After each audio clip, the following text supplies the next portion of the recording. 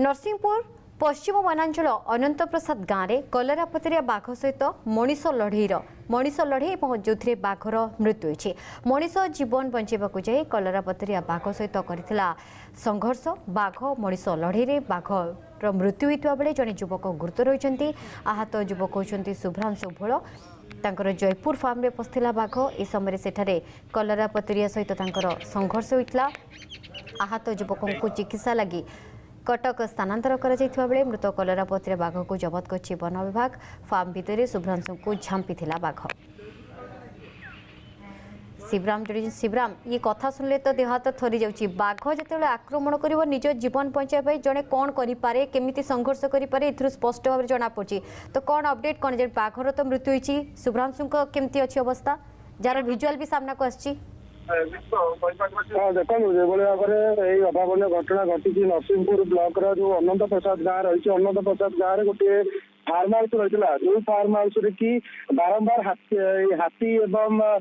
जो जंगली जीव मैंने रोचे चिता बाघ हो कलरापतरिया बाघ हो ये सब दृश्यमान हमें किंतु हठात एक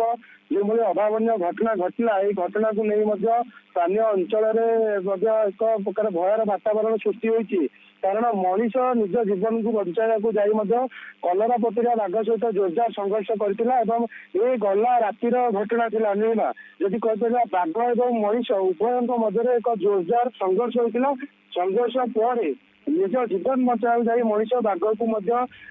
मारी देथिबा जहाँ देखा मिली जो आहत होती युवक होती शुभ्रांशु भोल घर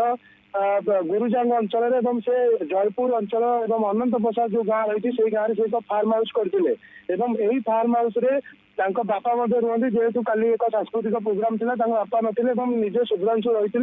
जितेबाला बाघटी को देखा पाई बाघ देखा पर से भयभीत हो जाते से सागे सागे दुईटी कुकुर गृहपालित कुकुर जहाँकि विदेशी प्रजातिर से फुटाई देते फुटाइवा पर कुकुर और बाघ सहित संघर्ष होता जेहेतु जड़े मनीष था बाघ मनीष को सीधा सड़क भाव में आटाक कर जो फार्म हाउस रही फार्म हाउस भितर को बाघ पेली नहीं जाता पर भितर बाघ सहित शुभ्रांशु जोरदार लड़े होता शुभ्रांशु निजर जीवन बचाइवाक कौन कहउछंती वो डीएफओ कौन कहउछंती घटना ने आसन सुनिबा तापर शिवराम पुन थरे जोड़ीबे मु आपन सहित